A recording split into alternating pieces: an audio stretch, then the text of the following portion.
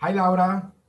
Hey, How are you? so nice to see you guys. ¿Cómo vas? Bien, qué chévere verlos tanto tiempo. Hola Laura, ¿cómo estás? Bien, nena, ¿tú qué tal? Tantos años.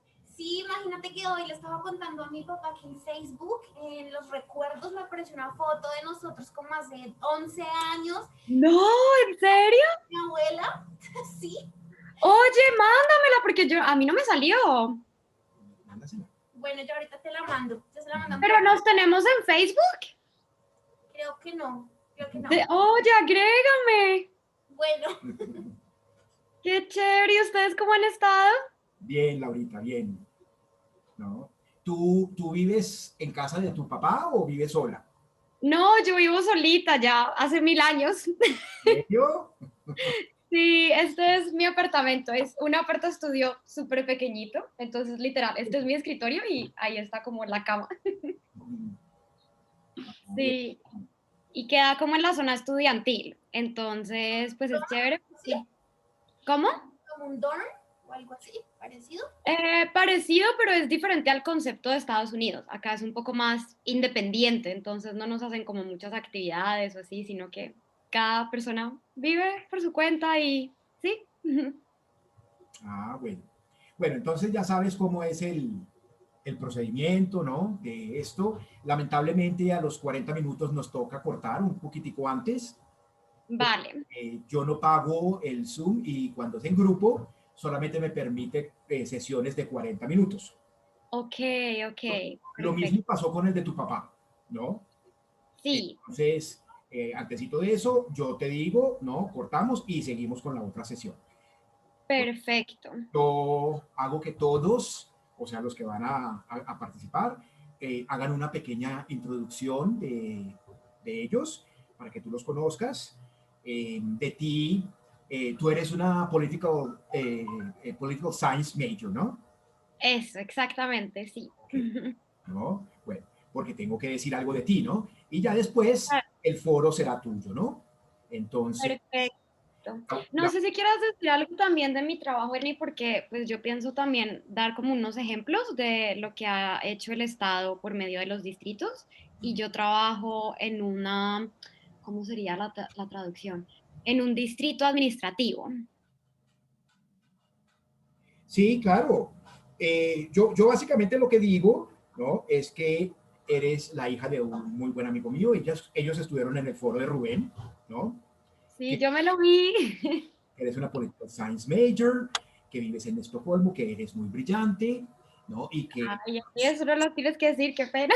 estamos eternamente agradecidos con tu participación, porque es verdad, ¿no? No, pero yo súper Y contenta. A mí me encantan estas cosas, la verdad. Cuando necesiten, cuentan conmigo. después, cada uno dirá algo muy corto, ¿no? Y ya después, eh, el foro será tuyo, ¿no? Y tú verás, ¿ok?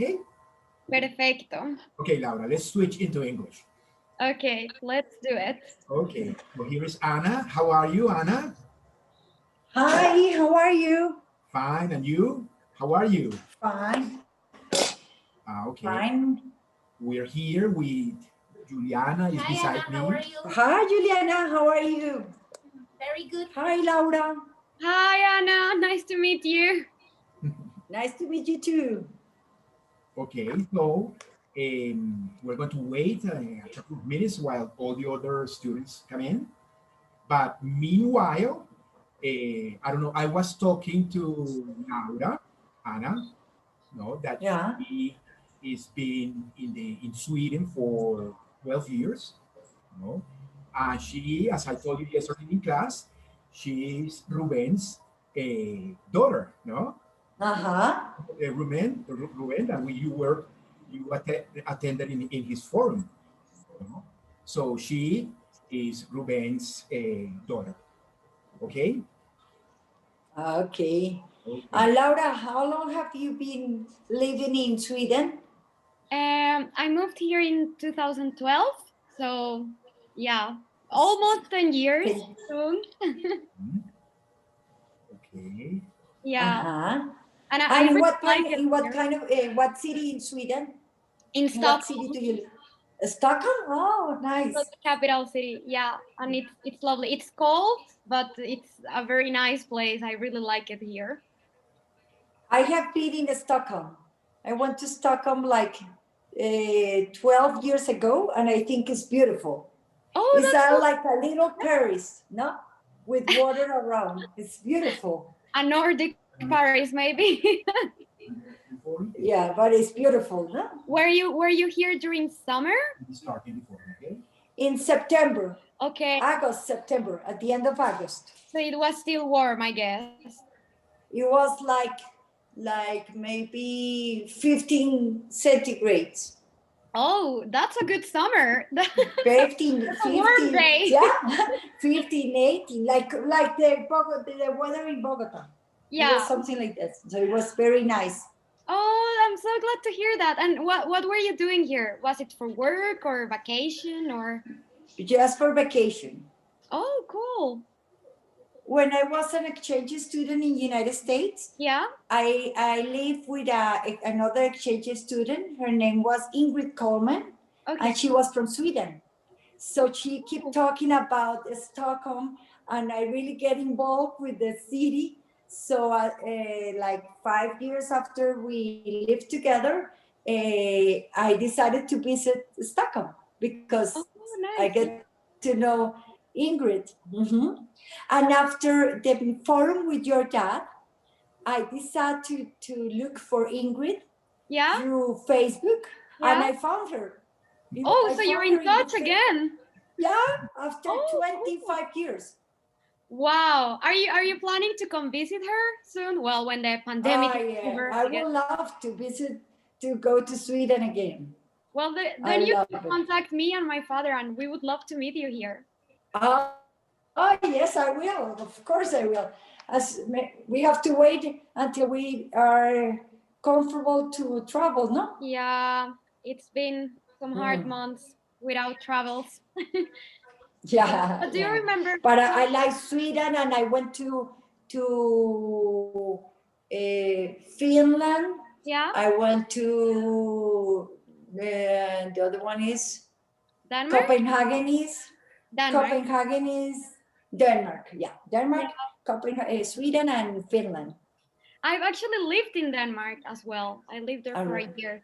Yeah, In, doing my in master's Copenhagen. in Copenhagen. And that's Oh, also a yes. lovely city. It's so different from Stockholm, but it's also charming and nice.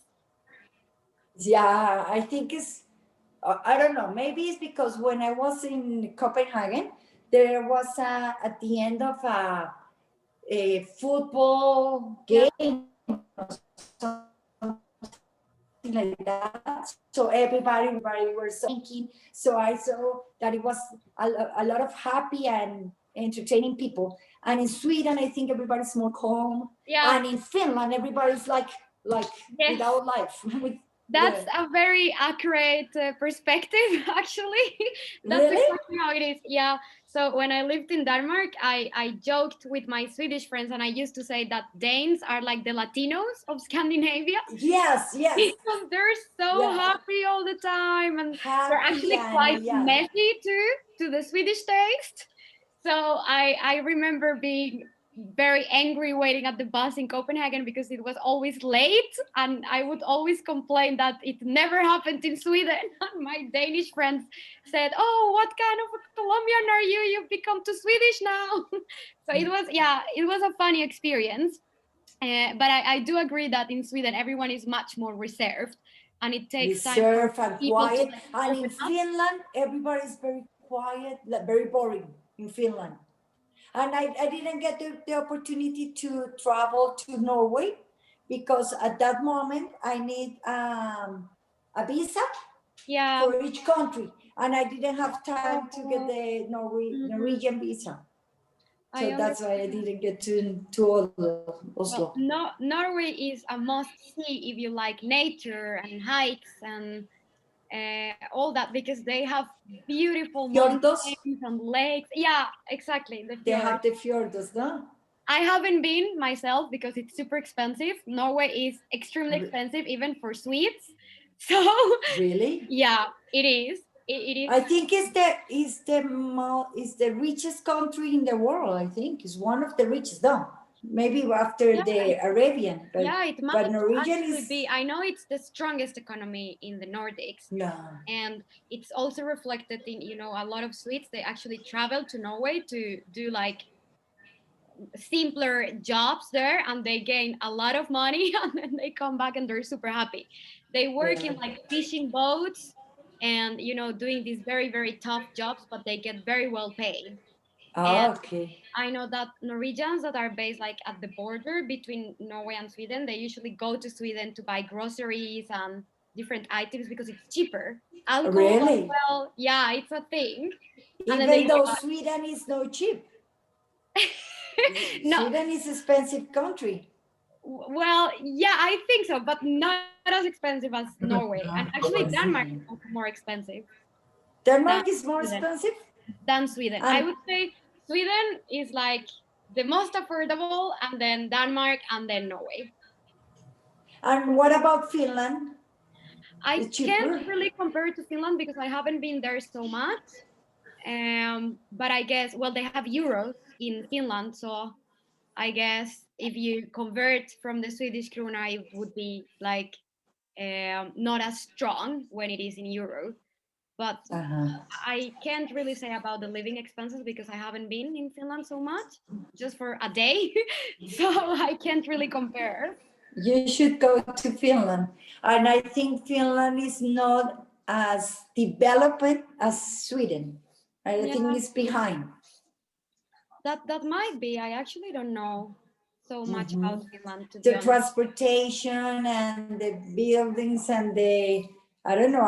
That's what I felt at that moment. I think Yeah. the economy is not as strong as Swedish economy. Well, I really don't know how the Finnish economy is, so I can't really give an opinion on that. But I do remember when I was there, it was Yeah, neither do I. Don't worry. it was Neither do I. I don't know. It was a very rainy and gray day, so I didn't really like Helsinki, the capital city. I didn't enjoy it because the weather was very shitty, so I didn't like it there. Yeah. But the city is like this, like gray, like without life. Maybe that's why I didn't like Helsinki outside. either. No, I think it's nice, but it's that you don't feel life inside the city. Yeah, that like might boring be. people. Yeah. Bueno, they used to be part of Russia, no? They were actually part of Sweden first, and then they were part of Russia, and then they became independent. So actually, there are a lot of people that speak Swedish in Finland. That's like the second language, and in some parts of Finland, Swedish is still like the primary language. So they have like a different accent than we have in Sweden, but it's still Swedish. And if you speak Swedish, you understand Norwegian language and Denmark language. So yeah, you understand each other, no? Even though are different. Well, that really depends. Swedish and Norwegian are the closest ones. They're really super close. So I can understand Norwegian without problems, but there's only Norwegian from like a city called Stavanger, and that Norwegian is a bit special, so that I couldn't understand. But Oslo Norwegian is super easy. It's almost like Swedish. And then in Denmark, they speak like Swedish or Norwegian, but they have really damaged the language. We always joke about that because they have a very strange pronunciation, and it's very hard to understand when they speak. They speak like this, like they really don't. They speak like Vikings. They look like Vikings. Yeah, actually, it's very hard. So I lived in Denmark for a year, and I couldn't understand. Really? And yeah, it was horrible. It was really frustrating because I could understand everything when I read. It's just like Swedish, but their pronunciation, it's so difficult, and yeah, I couldn't. So we always joke about that. Actually, like Danish is an awful language. because they don't pronounce. It's very funny. And Finnish is very different from all the other Scandinavian languages. So their language is impossible for us to understand. That one is a total different like family of languages. Yeah. Uh-huh. That's nice. I like this part of the world. The Scandinavian country, I think, are beautiful and are developed countries, and people are very well educated, no? In Stockholm, you find the taxi driver, the bus driver speaking English, and the people in the little shopping center, and they speak English. So everybody speak English in Stockholm. Yeah, I guess That's it's amazing. because Swedish is such a small language in the world. I mean, there's only 10 million people who speak it, so we really need to like learn other languages in order to communicate with the rest of the world. So English is like compulsory from first year of school all the way up to university. So yeah. Okay, Laura. So why don't we, And you know what I love about what? excuse me, Anna. Why we wait for the others? I don't know. Maybe it's lunchtime. They're a little late. Why don't we start? Here is also Catalina. Here's Giuliana. Here's Anna. Let's let's let them start with their presentation, and then that way we give the others some more time for them to come into the forum. Okay. So why don't you start? Okay. All right. Me? Okay. The short presentation. Hi, everyone. Okay, Catalina, please. I'm Catalina Gavilanes. I'm Colombian from Bogota, but I live in Sao Paulo. I thought it was funny what you said about the languages, because I understand Brazilian Portuguese, but the first time I went to Portugal, it was really difficult. So I kind of understand you. I'm a dermatologist. I came to study in Brazil and then I stayed. Now I have been living here for 8 years already. It's really nice to meet you all. Okay. Oh, nice to meet you, Catalina. I have a very special bond to Brazil, so it's nice to hear that someone is there now. Oh, that's nice. That's nice. Okay, thank you, Catalina. Please, Anna, you continue. No, you continue. I have been speaking for half an hour. Okay, so my name is Ana Maria Reyes. I'm from Bogota, Colombia. Right, I'm working in a company which is Credit Core Capital. I'm a business administrator, and I have 2 kids, 2 daughters, Nicole and Christine. And I have been studying with Ernest for at least 3 years. And I think those forums are very interesting. So nice to meet you. Nice to meet you, Anna. Okay, nice. Okay, and now please, Giuliana. You guys know Giuliana? Hi, everyone. Hi, Anna, Laura, and Catalina. Of course, you know me. You already know me. I know Laura since we were very little. We were just like 10 years old. So it was amazing. And I was telling her that it is a coincidence that today Facebook shows me like a reminder, like a pic of both of us in my grandma's house when we were like, she was like, I don't know, 10 and I was like 7 years old. So it was pretty cool. I just graduated from university last November, and now I am working at a company. It is like a universal company that is called Saitel, and I am working as a bilingual agent. So it is pretty nice, and it has been a very good experience.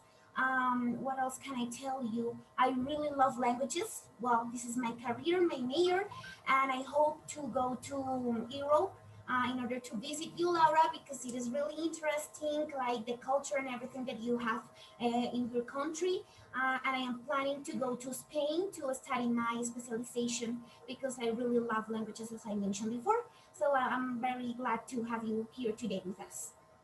Oh, and I would love to have you visiting in Stockholm. It would be amazing. Yes. Okay. So let's get going because we cannot wait any longer. I guess that they will still come through the time. Okay, Laura, students, Laura, as you know, she's working and living in Stockholm, Sweden. She's the daughter of one of my, oh, here is another one. Okay. Eh, hi, Carolina. Wait, Laura, just give me a second. No Hello, worries. Carolina. Hello, Hello, Carolina. Okay, how are you? here is your friend Catalina with us. Hi, Kata. Hola, Caro. It's so good to see you here. Good to see you.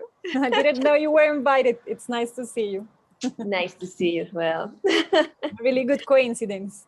Yes, I know. Sorry, the link didn't work, so sorry that I just joined, but anyway. Okay, Carolina, why don't you give us a little introduction of yourself so that Laura can get to know a little bit about you, and we'll start with the photo, okay? So please give a little introduction of Introduce myself. Okay, sorry. So good afternoon. So hi guys, my name is Carolina. I'm from Colombia, from Santa Marta. Right now I live in Mexico. I have been here for almost 8 years and working for the investment accelerator company based in Silicon Valley. And that's it for me. Thank you guys. Mhm. Okay, Catalina, thank you. Okay, so as I was saying, today the speaker is Laura Sanchez. She's a political science major, no, very bright person. She's the daughter of one of my good friends. She lives in Stockholm, Sweden, and she's going to be talking about many different topics. I know they're going to be very interesting, so let's start with that with Laura, and then if the other students they finish lunch and they join us, well, they are still welcome. Okay, so Laura, the forum is yours, so you may start telling us about your forum. Okay, thank you. Thanks. Thank you. And hi, everyone. It's really a pleasure to be here with you today. And yeah, let's begin. So I want to talk to you a little bit about gender equality and feminism, as well as the Swedish government's take on feminism. So before I start off with what the Swedish government has done for gender equality, I would just like to clarify a little bit some of the concepts because I've noticed in my Colombian network that there's been a bit of misunderstandings regarding the term of feminism, and there are a lot of discrepancies with the interpretation of it. So I just want to provide like a little bit of background concepts before I start off. So gender equality is the equality of rights and opportunities between women and men, whereas feminism is a very, very broad concept that encompasses many different meanings. And it's a social movement, a political movement, a group of ideologies that aim to define and achieve gender equality. And there have been different waves of feminism. We got the first wave of feminism with Las Sufragistas, you might remember that, which sought political and legal equality through different political reforms. Then we got the second wave of feminism, which was more labor-based, sort of movement, a bit more based on the class struggle theory and focused a bit more on equality in economic rights. And a branch of this second wave of feminism came to be known as radical feminism, which is the one that is totally against male supremacy and that often tends to seek to deny the biological differences between men and women. And many times this radical feminism is like feminism as a whole is understood to be only the radical part of it. So I think in order to understand the Swedish government's position towards feminism, it is important to understand that there are different branches of it and which branch the Swedish government has adopted, which is of course not the radical one. So the Swedish government has adopted a more liberal understanding of feminism, which is the one that focuses on equality of rights between men and women. And it was actually very curious because in 2014, the Prime Minister of Sweden just had won the elections, and he went out on national television and declared that his government was to be the first feminist government of the world. And this was very interesting, very controversial at the time. Everyone was wondering what he meant by it, what feminist policies the government would take. And it's been a very interesting journey. What it consists on is that the government has worked constantly since 2014 to achieve gender equality through different reforms, priorities in decision making and in resource allocation. And it's like gender equality really permeates all state agencies and all the work that the government does. So for instance, I work at a district administration, so it's like a district of the municipality. It's still a state agency, but it's like in a very bottom level. And in my work there, we constantly talk about the policies for gender equality, and it's reflected in our work. For instance, when I write papers and documents for our local politicians that are going to take decisions based on those documents, I always have to make a gender analysis. It's like a compulsory part of it. So a gender analysis taking care of how the decisions we're going to take are going to affect men and women and how it can lead to more gender equality. So that is how it's reflected, like in all the agencies of the state, all the way down to the municipality and district administrations level. So this feminist government has worked based on 5 major aspects, and those are the ones that I'm going to be talking about today. And I hope I have the time to go through all of them, guys. So the first one is power and influence, which refers a little bit more to political power and influence. The second one is about gender equality in economics. The third one is gender equality in education. The fourth one is distribution of unpaid work. And the fifth one is gender-based violence and how we work to eliminate it. So starting off with the first one, gender equal division of power and influence. The objective of the Swedish government with this one is that women and men will have the same rights and opportunities to be active citizens and influence decision-making in society. It means that both women and men have the same political rights and the same opportunities to participate in our democratic processes. So something that is very interesting is that in Sweden, we have an equal distribution of these very powerful positions in government, such as the ministers. So when you look at our ministers, we have a share of 50% women and 50% men. However, what is very interesting is that despite all the work of our feminist government, we still haven't had a female prime minister. And it's 2021, we have a feminist Swedish government and we still haven't had a female prime minister. And this is very remarkable actually, and it's been highly criticized in the Nordics because all other Nordic countries at the moment have in fact female prime ministers. So if you look at Denmark, Norway, Finland, and Iceland, they're all led by women. And Sweden, which is the country that praised itself to be a very feminist one, we still haven't achieved that. So there's still a lot of work to be done. Then something that is also important to take into consideration is that it is very important for women to achieve positions of power that traditionally have been dominated by men, because it is only first when women have power to influence in these positions that decisions can be taken to affect the everyday life of women. And an example of this is the work of the unions. Sweden has a very strong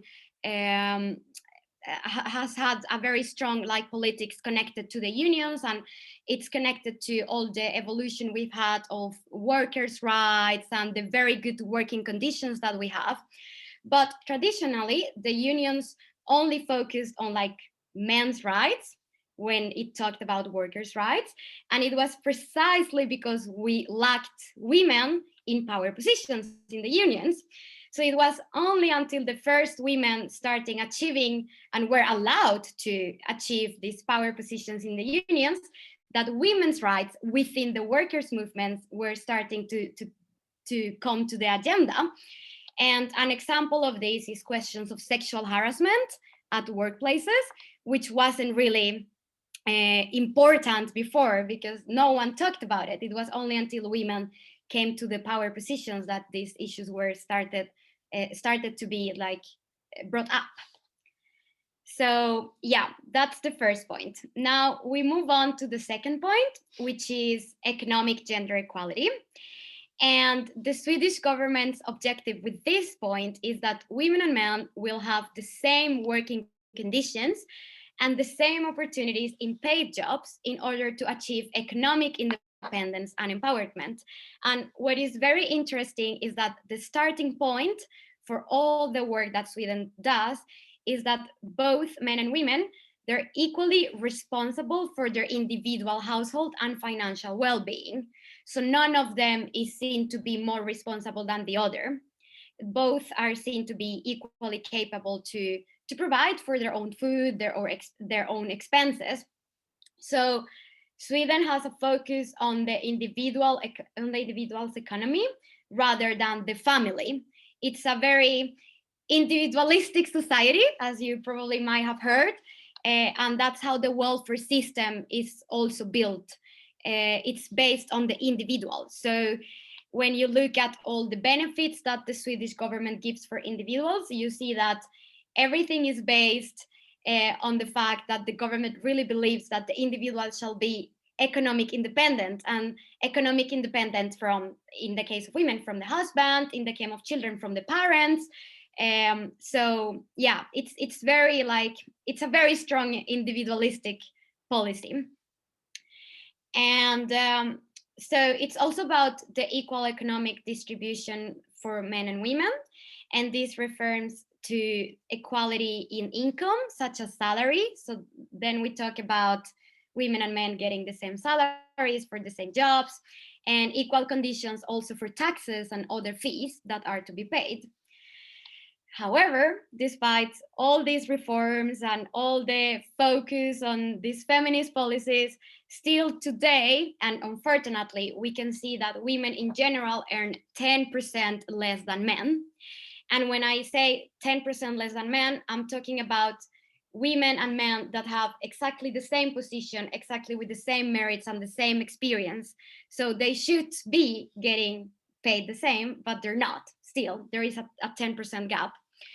And at least what is very positive is that we really talk about it. We're very conscious about it. We bring it up. And well, I guess that's the first step in order to work to improve it. But yeah, so we can see that we still have some challenges to tackle. We also have some statistics showing that only 10% of the top positions in business are held by women. So this is also very unfortunate. Despite women gaining more power and participating more in economics, men are still dominant in the business field. So there's a lot of work to be done there as well. All right, so that's the second point. And moving on to the third point, that is gender equality in education. And the Swedish government objective with this aspect is that both women and men will have the same opportunities and conditions in education, educational choices, and personal development. And this is very important all the way from kindergarten to university, and includes all forms of education. For instance, technical programs or complementary education for adults, or the complementary education for immigrants who have come without like an educational background. So in this aspect, it is important to achieve equal opportunities for men and women, so they are not indoctrinated into choosing particular career paths. And this is something that the government puts a lot of emphasis on, because it is important that boys and girls, since they're small, that they're gonna have the opportunity to freely explore and develop their interests and their passions without having to live up to the gender stereotypes. or the prejudices that gender norms impose us.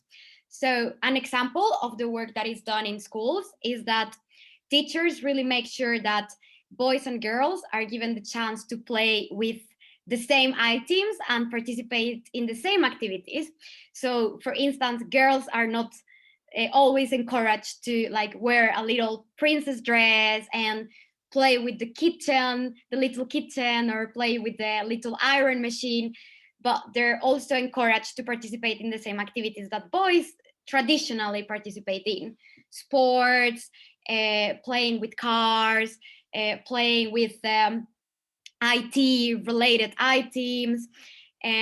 So the idea is that both boys and girls are going to be given the same chances to develop interests, so they're not indoctrinated to choose a particular career path that is more related to the one or the other. And this is also connected to the vision on education at home. It is very important that in the homes, the parents raise awareness about gender equality. So from a very, very early age, parents are very aware that both girls and boys have the same rights and obligations. So it's not only the girls that should be pushed into learning how to cook or making the bed or helping with the vacuum cleaning while the little boy is out playing in the street. I don't know. But it's compulsory for both boys and little girls to learn how to do these things and how to take care of the household duties. And another example is that in the district that I work, it's actually one of the most socioeconomic vulnerable areas in Stockholm. It's where the Somali community is based on. And I'm really passionate about this job, about helping this area to improve. And there we have special programs and special initiatives to attract more girls to sports, such as football, because of course in this community from Somalia, for example, the gender norms are very, very traditional. So it's more difficult for those parents to allow the girls to go out to play football, and the girls are not going to be as interested because from home that's what they've learned. So we have special programs to attract them to play sports, to participate in IT activities, go to the science camps.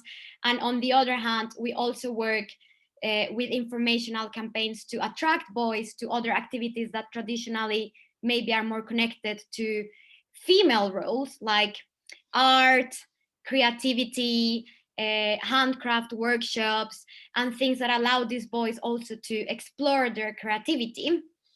Yeah, so also despite all these advances and all this hard work, we still see a very clear division of labor in certain professions, which is based on the traditional gender norms. So for instance, healthcare professionals, nurses and social workers, it's a very, very female dominated field. And on the other hand, we see mostly men in construction and industrial branches. So this is something that the Swedish government is really like bringing up into the agenda and discussing why is it like this? What does it take to have a more fair division of labor? What does it take to attract more women to the IT related fields, to the industrial related fields? What does it take to attract more men to become teachers, to become nurses? So it's connected to the gender norms and how structures are managed. All right, that's the third point. I hope, guys, I'm not going too fast. I have a tendency to speak too fast sometimes, so you can bring up the questions at the end if something is unclear. Okay. The fourth point is about gender equality in the distribution of unpaid housework and provision of care. And with unpaid housework, I refer to all the duties that we need to take care at home. For instance, cooking, doing the grocery shopping, vacuum cleaning, mopping the floors, picking the laundry, all these activities that are a bit boring. So in Sweden, both men and women have the same responsibility for household work and the same opportunities to take care of the household. So what the Swedish government wants is that there is really an equal distribution of the household, which is seen and described as unpaid work. So it is described as work because the time that the people invest in these activities is time that you could rather invest in productive activities like your paid work. So that's why it's so important that the division of this labor is fair, because it's connected to the economic opportunities and the opportunities to achieve economic empowerment. And this also includes the division of childcare and the care of the elderly. So a very interesting aspect, which is actually quite unique in Sweden, is the parental leave. I often get a lot of questions about this from my friends abroad. And in Sweden, every child has a right to 480 days of parental leave. And these days are connected to the child directly. So out of these days, 90 days, which is approximately 3 months of the total period, which is of 16 months, these days, these 3 months are compulsory for the father. So the father has to take a parental leave. There's no opt-out out of it. And the Swedish government's recommendation is actually to divide these 16 months equally between the mother and the father. And all of these days are paid. So for 390 days, the compensation is based on the income of the person, of the parent. And for the remaining days, there is like a fee that the government gives you. I see that we have less than a minute, so. Okay, students, let's move to the second session, please. So I'll see you all in the second session, okay? Let's move to the second session. This is over this session. Let's go there, Laura. Yes. Okay.